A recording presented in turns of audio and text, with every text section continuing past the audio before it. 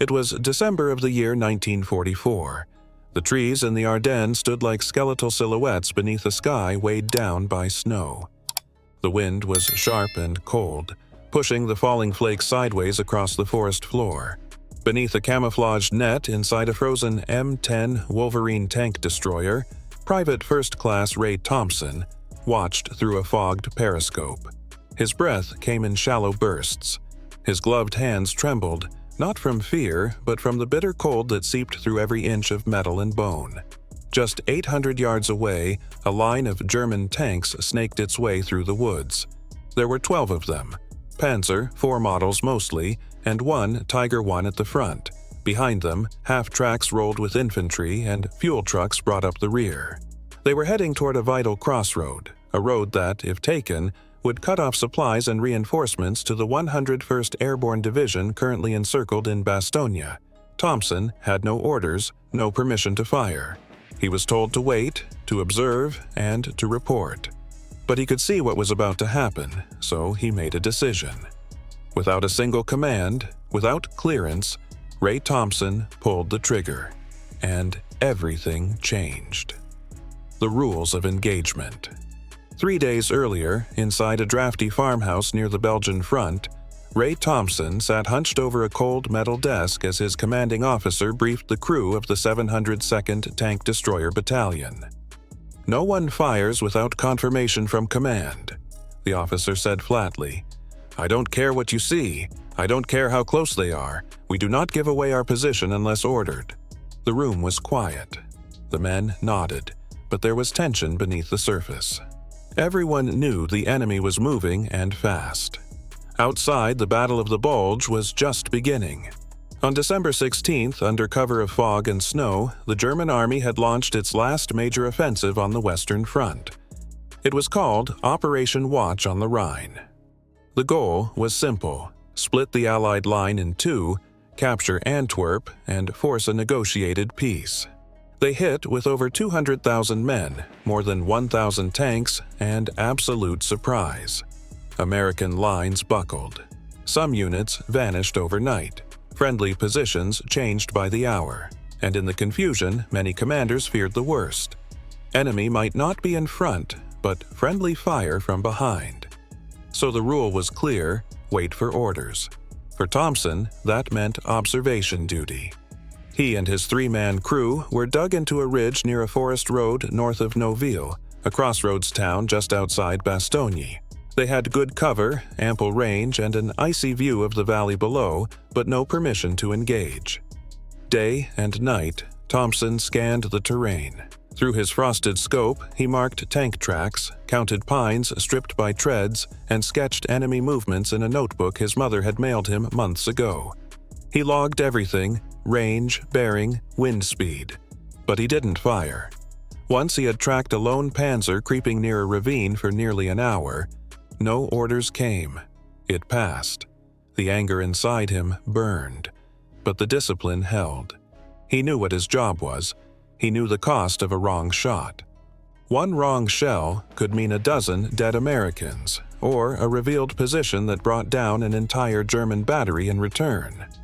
But as the hours dragged on and more enemy traffic moved through the trees, the question changed. Was holding fire really the safer option? Thompson wasn't reckless. He was precise. He studied German columns like a mathematician studies patterns. He knew how they moved, how they stacked vehicles for support, how they relied on tight formations, and more importantly, he knew where to hit them. If and when the time ever came, he just didn't know yet that he would be the one to decide it. Who was Ray Thompson? Raymond. Charles Thompson was not born a soldier. He grew up in the vast, flat nothingness of western Kansas, where winter wind could peel the paint off a barn and summer heat baked the wheat fields until they cracked open like overcooked bread. His father, Charles, ran a small engine repair shop in town. His mother, Anna, taught 7th grade math at the local school. Ray grew up surrounded by gears, grease, and graph paper. Even as a boy, he saw the world through angles. He could tell you exactly how far a grain silo was by the length of its shadow.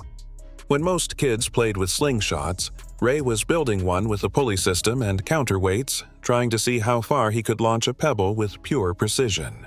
He didn't join the Army because he was itching for a fight. He enlisted in 1942 because he wanted to study engineering, and the Army offered him training, pay, and a future. He got the training. The pay wasn't much. The future? That depended on surviving Europe. By the time Thompson arrived in Normandy, he was 22 years old and already looked 5 years older. His first combat experience came in the hedgerows, where the enemy could be 10 feet away and you wouldn't know until they were firing. He watched a friend, Jimmy Delgado, burn alive when a Panzer's shell caught their half-track in a roadside ditch. Another, Frank Murray, was vaporized by a mine outside St. Lo. Thompson stopped believing in luck after that, or orders, or safe distances. He started believing in patterns, routines. He studied how tanks moved, where they paused, how long it took for a turret to rotate. He started carrying a small spiral notebook in his jacket. Every German vehicle he encountered, he'd sketch it, note the vulnerabilities, the blind spots. He didn't talk much. Other soldiers called him the quiet clock, because when he did speak, it was short, direct, and usually timed down to the second. But when it came to gunnery, he was deadly. Not flashy, not fast, just accurate, predictable in the best possible way. In the Army's view, he was a good gunner, disciplined, smart, calm under fire. What they didn't realize, what even his closest crewmates didn't fully see, was that Ray Thompson was also a thinker, a tactician. Not just a trigger puller, but a man who could see a battlefield like a chessboard.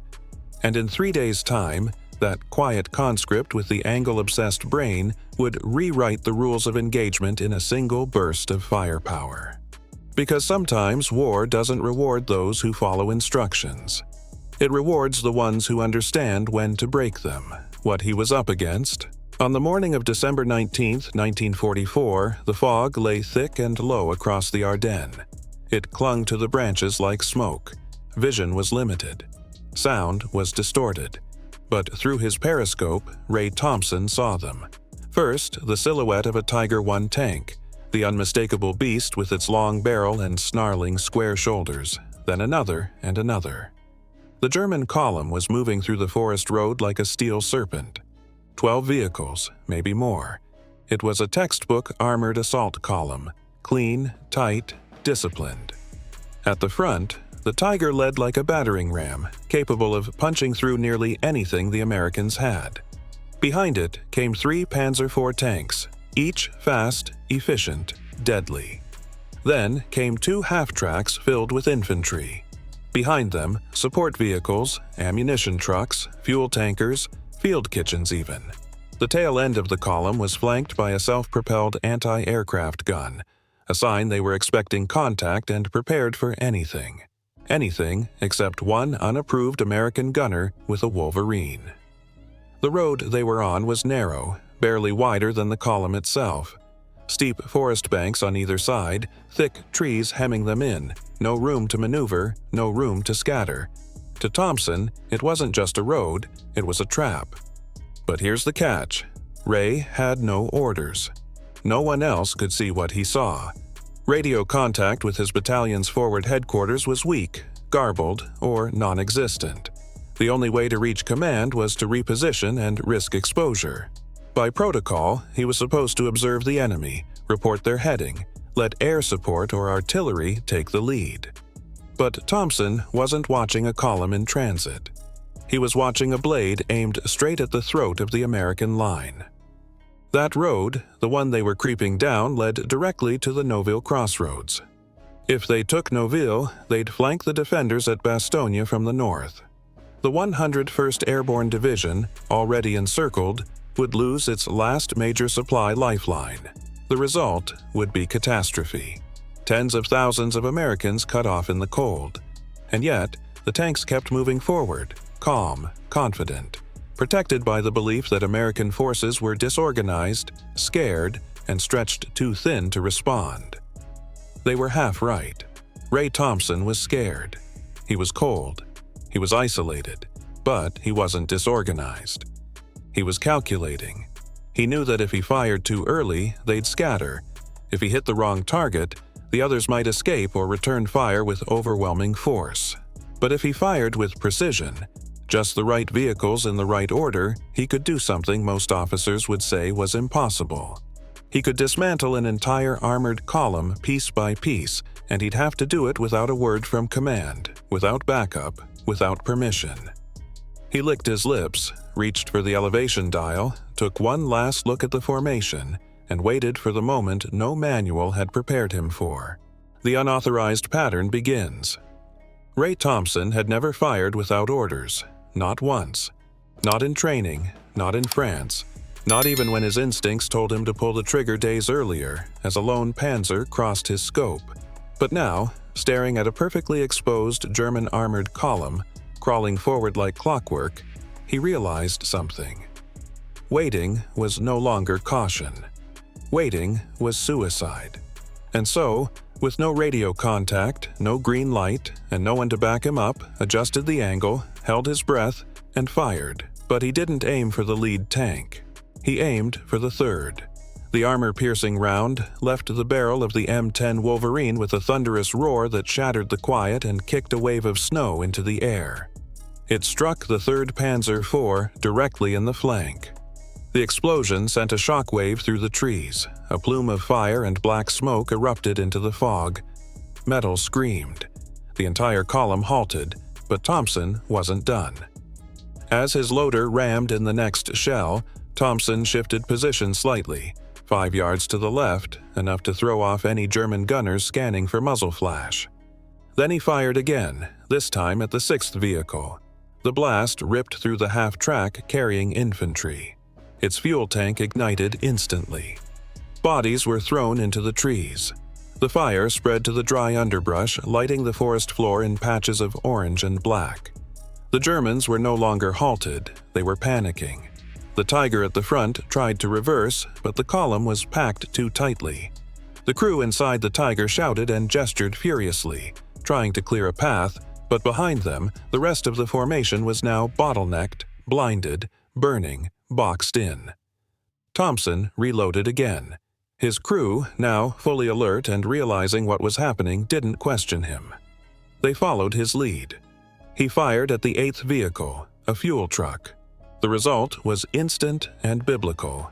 The explosion rocked the hillside, flames jetting skyward like a volcanic blast. The force knocked 2 nearby infantrymen to the ground. The fireball backlit the tank's silhouettes like ghostly shadows. From a distance, it sounded like a full artillery ambush. In reality, it was one man, one gun, and a gut feeling. But the order of his shots wasn't random. Thompson had spent months studying German doctrine. He knew their reliance on tight formations, knew the logic behind their placement, fuel and support in the rear, armor in front, infantry in the middle. By taking out the 3rd vehicle, he created a physical block. By hitting the 6th, he jammed the middle. The 8th, fuel, crippled their retreat and ignited chaos. It was a chain reaction firing pattern, a surgical disruption of German tactical structure. Each shot was a scalpel, not a hammer. The Germans, now confused and cut off, began firing wildly into the trees. Their machine gunners riddled snowbanks and empty trunks. Infantrymen ducked behind flaming wrecks, unsure of where the fire was coming from. To them, it felt like a trap, an orchestrated ambush by an entire battery of American tank destroyers. But there was no ambush. There was no battery.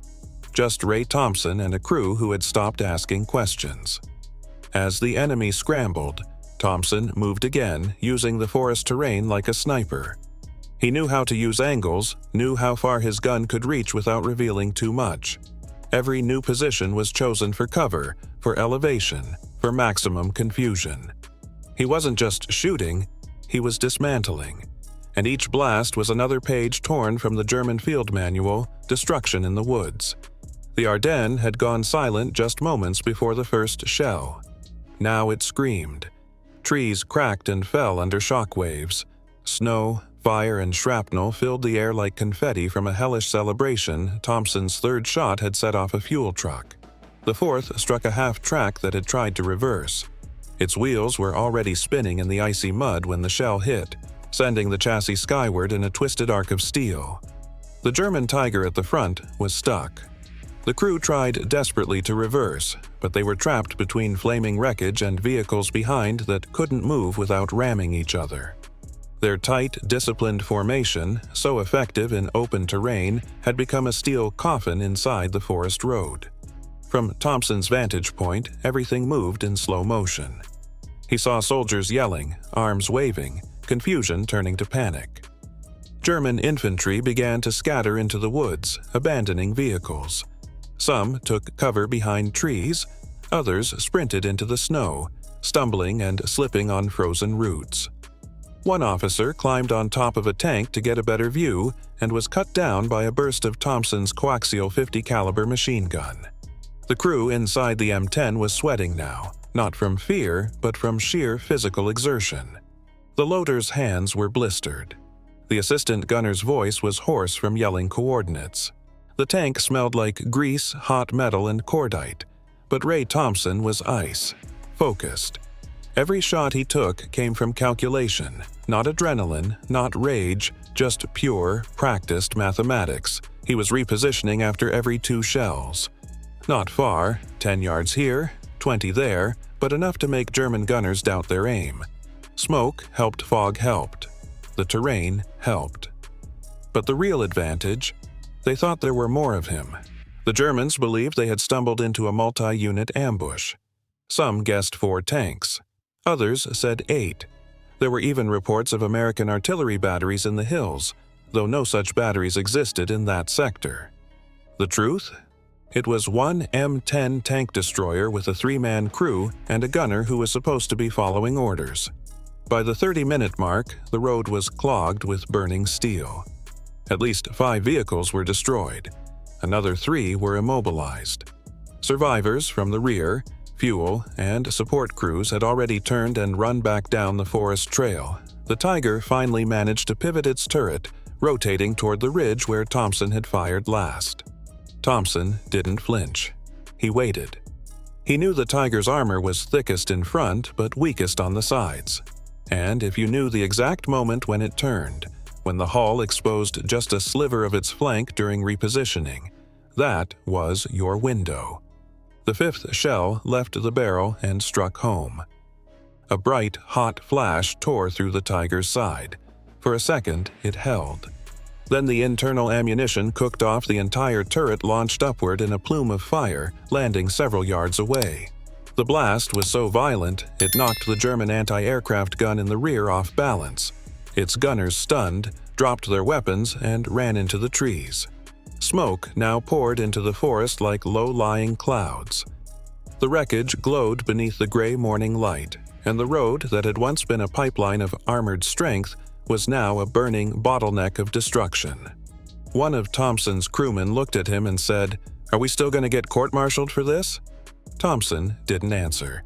He just loaded another round. The job wasn't finished. The German view, a ghost battery.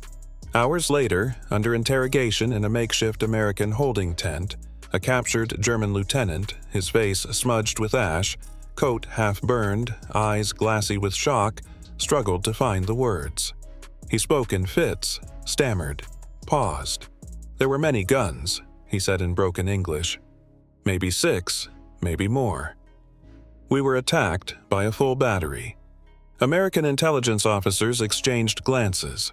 There hadn't been a battery. There hadn't even been a full unit. There was just one M10 Wolverine and a gunner who, officially, had never been given permission to fire. Other German prisoners described it differently. Some said it was an ambush laid by paratroopers with anti-tank weapons. Others claimed the Americans had planted mines and booby traps, evidence of sabotage, not gunnery. One man, barely 20, swore he saw muzzle flashes from 3 different angles, but the flash pattern had come from one source, Thompson, who had moved after every shot. In their confusion, the Germans had begun to invent enemies that didn't exist. Fear filled in the blanks. Even seasoned tank commanders reported seeing American armor silhouettes deeper in the trees.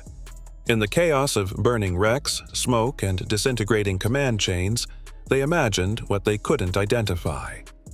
It wasn't cowardice, it was psychology. They simply couldn't believe one man had done that.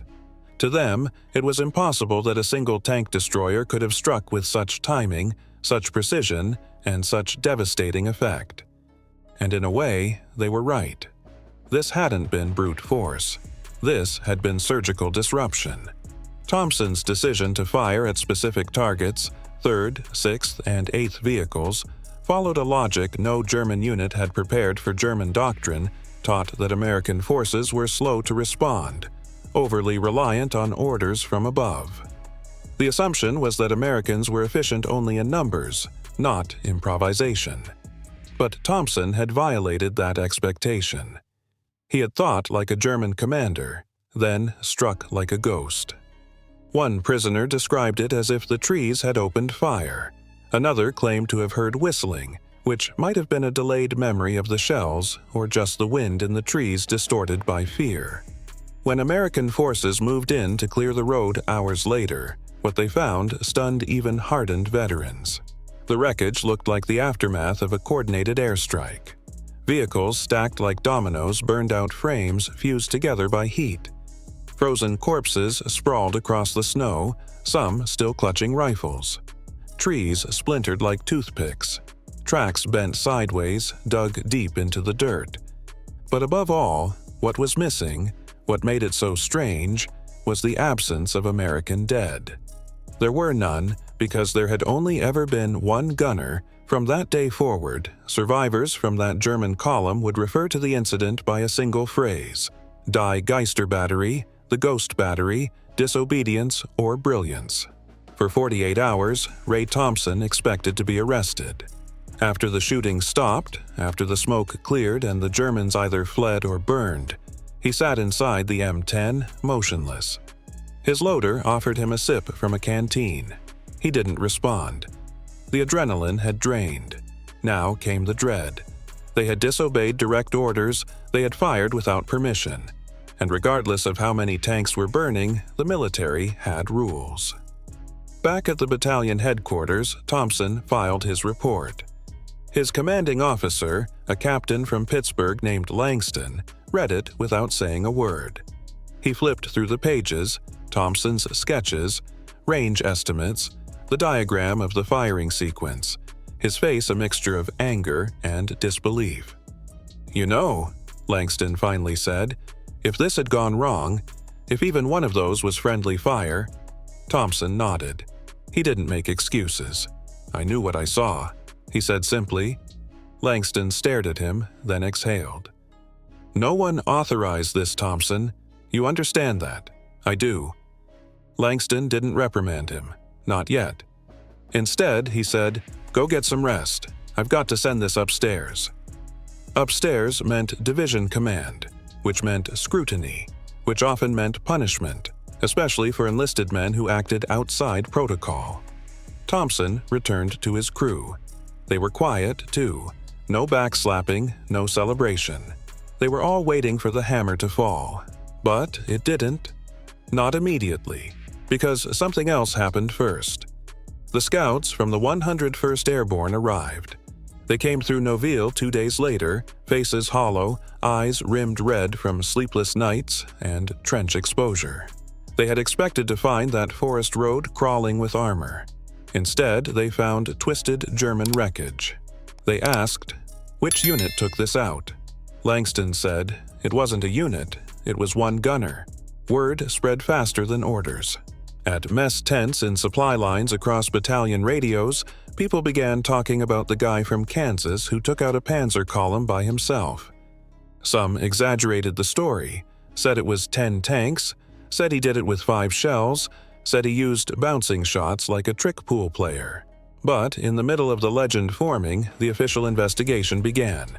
Division Intelligence reviewed Thompson's field notes. They interviewed the loader, the assistant gunner, even tried to contact higher command to confirm Thompson's radio situation that day. They couldn't prove disobedience because there was no clear record of orders being received. The lines had been jammed. Thompson's crew had tried to report. Nothing came back. What they could confirm, however, was the kill count. 7 vehicles completely destroyed, 4 more disabled. 0 American casualties.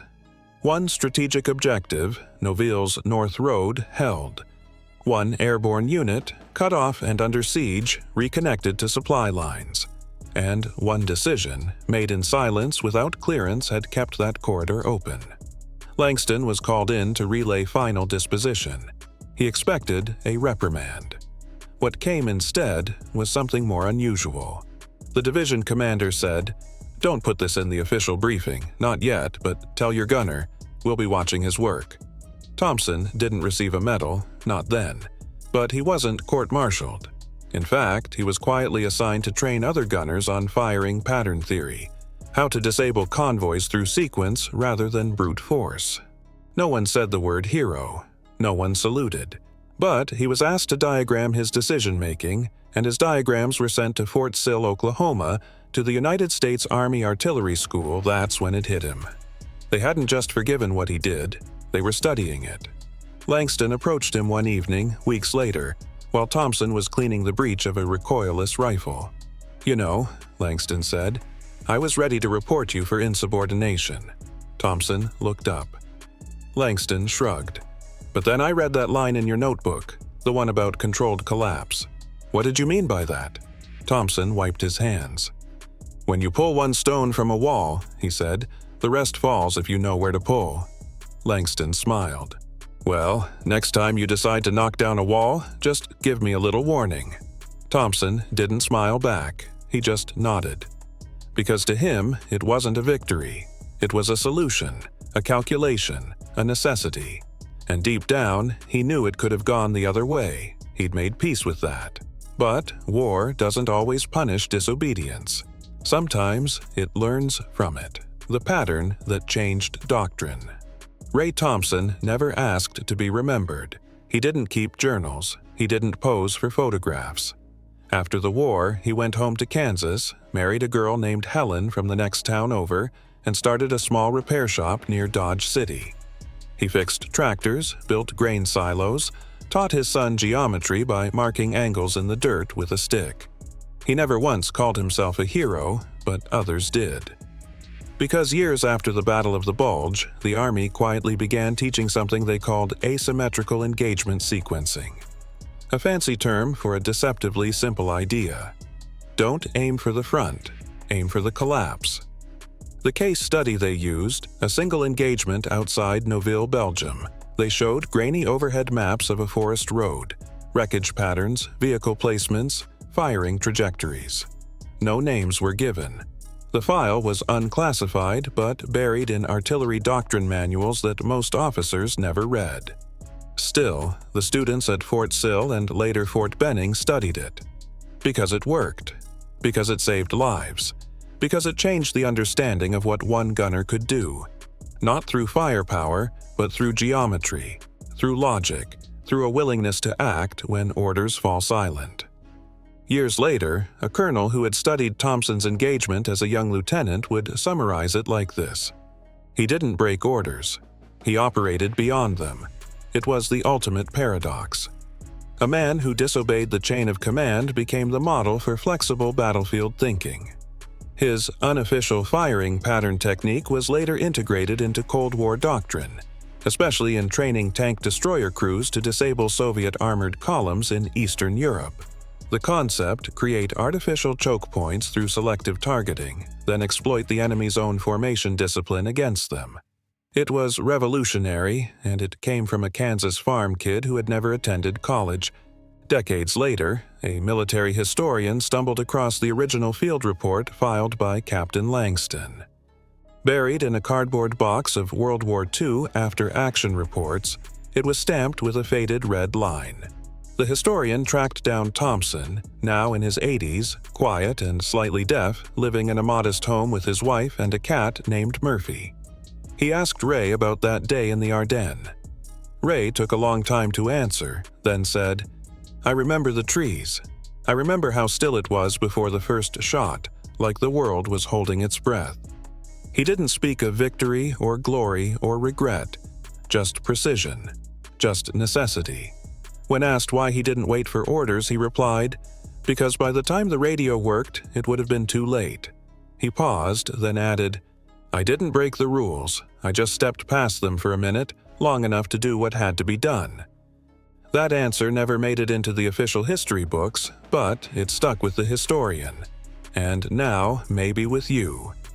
Ray Thompson didn't win the war, but he saved a road. He saved a column of paratroopers. He saved a moment. And in war, sometimes that's everything. He reminded the Army that courage isn't always loud. Sometimes it whispers. Sometimes it calculates. And sometimes it pulls the trigger not out of defiance but out of deeper duty. One gunner, one decision, one pattern, and an entire German column brought to its knees. Thank you sincerely for following this powerful story to its conclusion. If this journey through one of history's most remarkable acts of tactical genius moved you, I warmly invite you to subscribe to the channel so you won't miss other compelling narratives like this one. Leave a like if this story resonated with you, and share this video with friends and family who appreciate untold historical accounts. Every gesture of support helps us continue bringing these important stories to light. See you in the next episode.